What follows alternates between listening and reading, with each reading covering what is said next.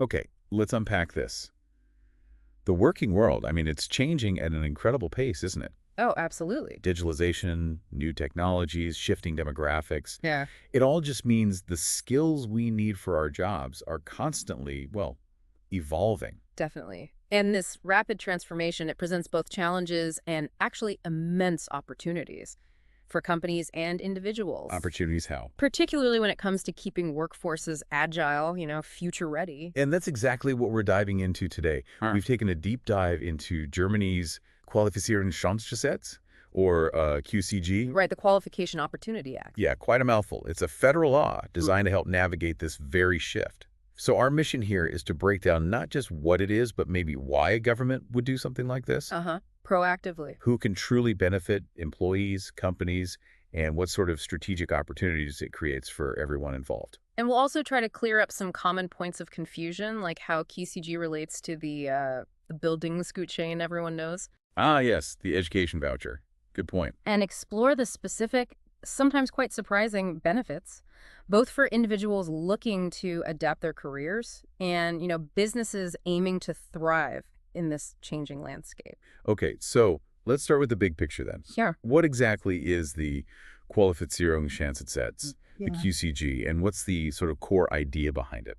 At its heart, QCG is a pretty comprehensive federal law. It empowers the Bundesagentur für Arbeit, that's Germany's federal employment agency, Right. to provide really extensive funding for professional qualification, further training, but specifically for people already employed. Okay, so not just for the unemployed. Exactly. That's a key difference. It's part of a bigger national thing called Weiterbildung, Hmm. further education, and it basically replaced an older program, Wegebau. I see.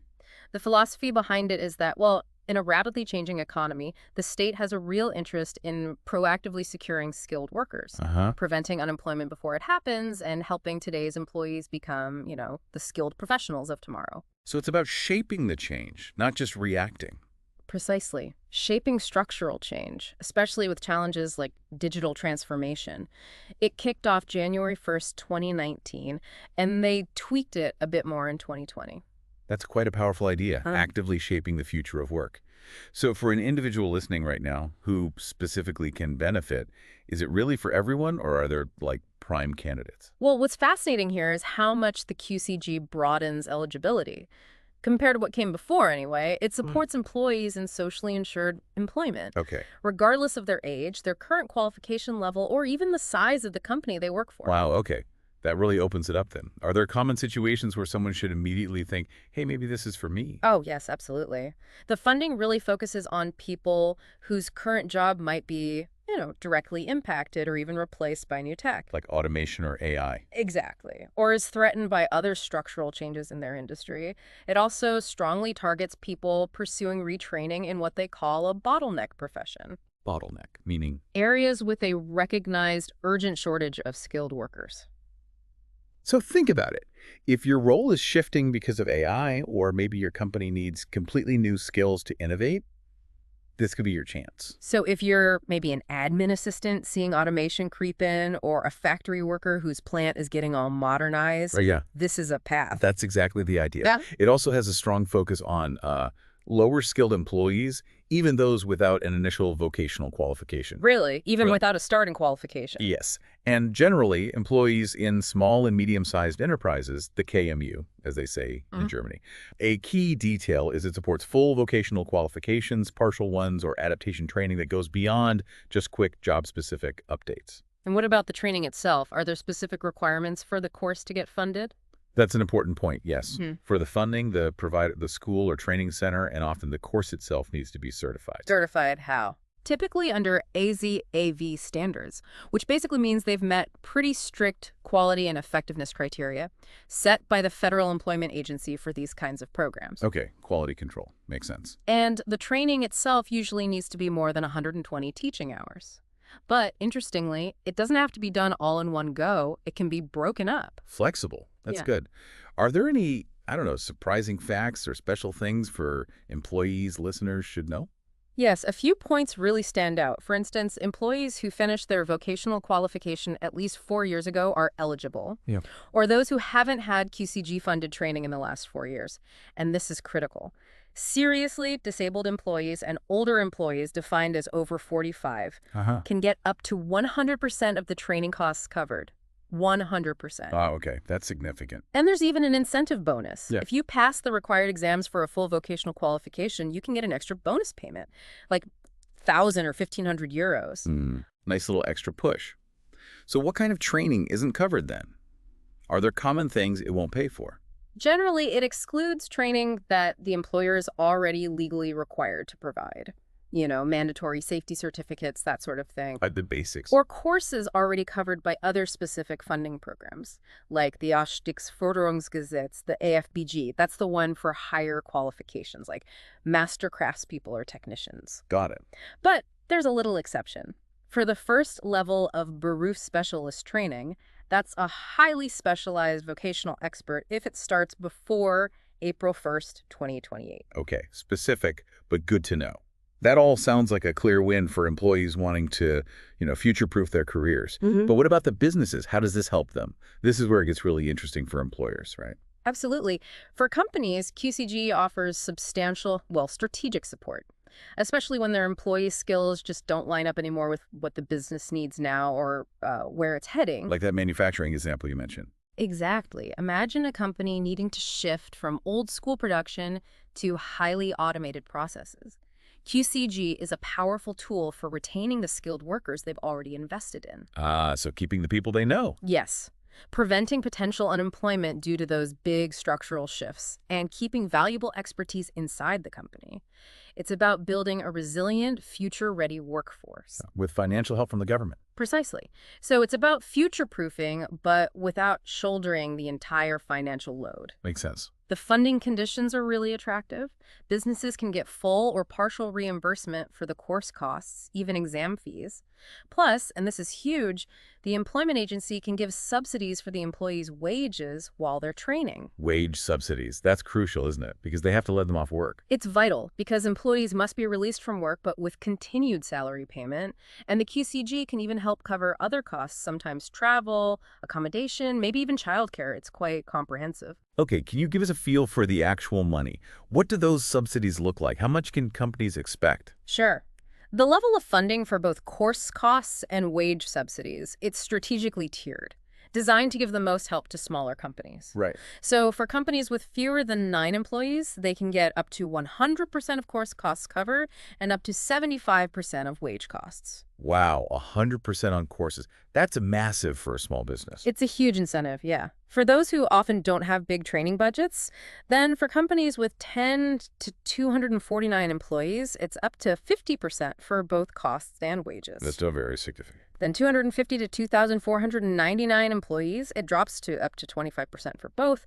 And for the really large companies, over 2,500 employees, they can still get up to 15% of course costs subsidized. So even the big players get something. They do. And remember, that 100% coverage for training costs, that can apply regardless of company size if the employee is pursuing a recognized vocational qualification or a partial one, or if they're severely disabled or over 45. That's a strong incentive structure, especially for the smaller guys.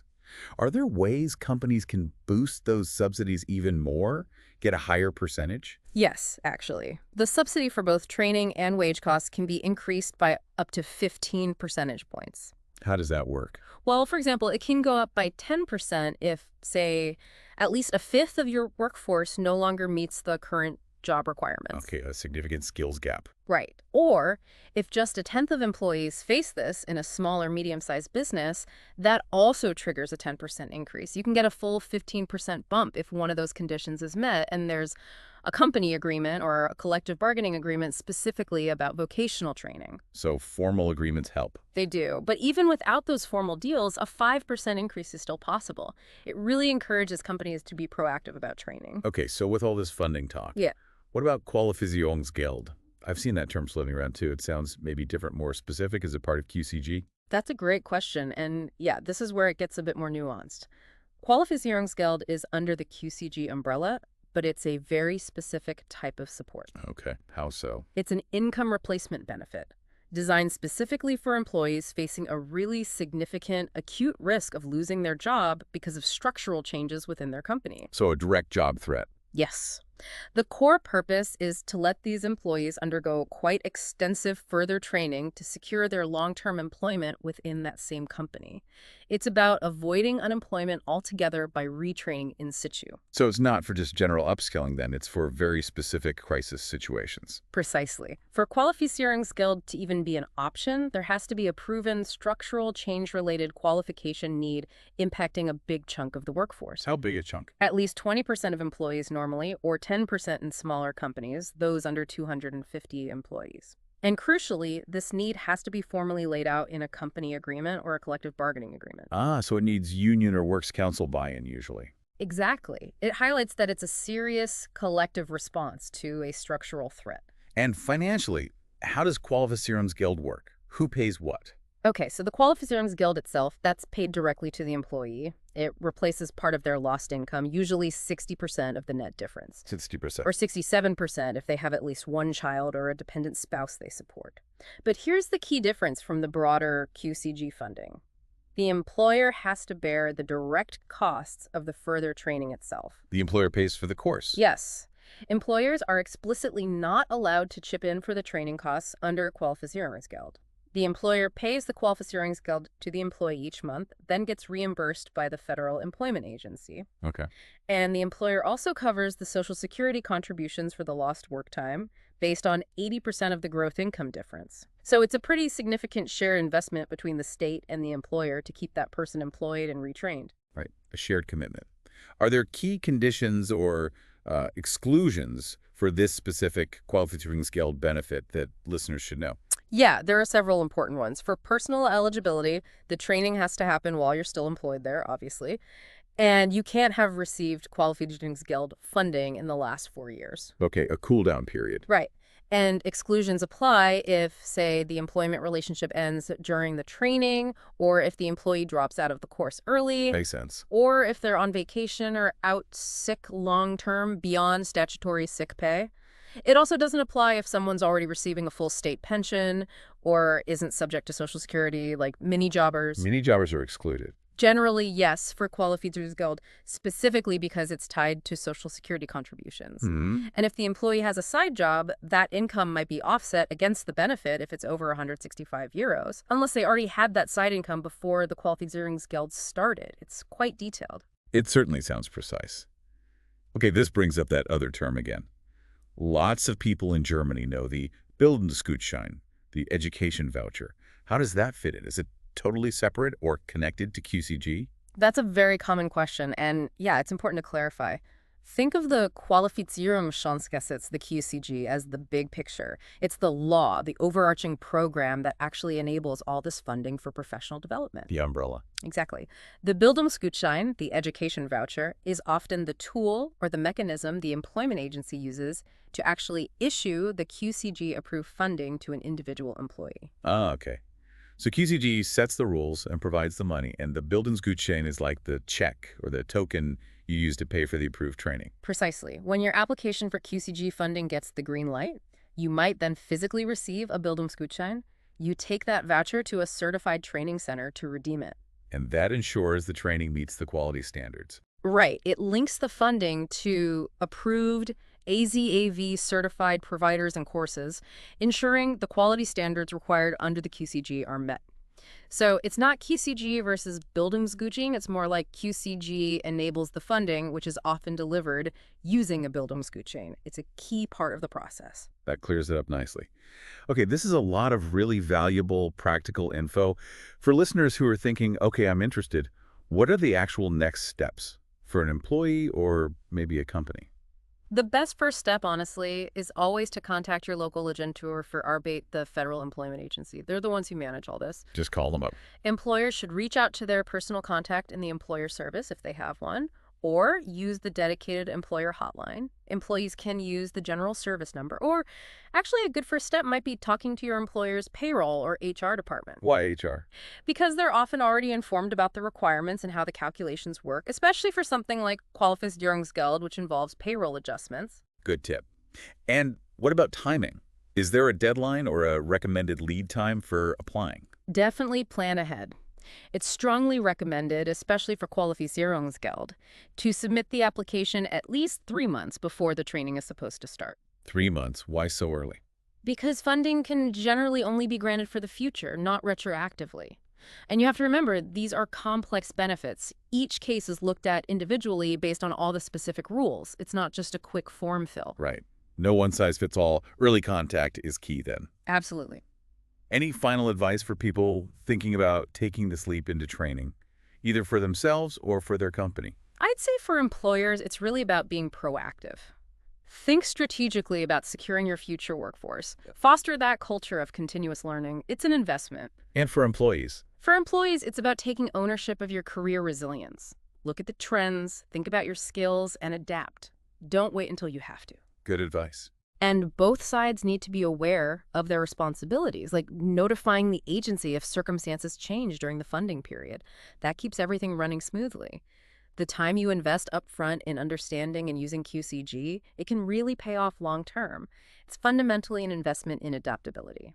What a fascinating deep dive into Germany's Qualifizierungschancengesetz. It's so clear this isn't just about, sending people on courses. It's a strategic framework. It really is. A way an economy can proactively manage the future of work, helping both individuals and businesses navigate these huge shifts. It feels like a potential blueprint, doesn't it, for how governments can support job security and economic resilience at the same time. Indeed. It's a powerful instrument for adaptation and growth, really focused on ensuring skills stay relevant in a world that's, changing faster than ever. It turns potential disruption into an opportunity for development. So thinking about that, what future skill could you, listening right now, acquire to thrive in this evolving landscape of work? And maybe for the employers listening, how might your company proactively invest in its most valuable asset, its people, to build that truly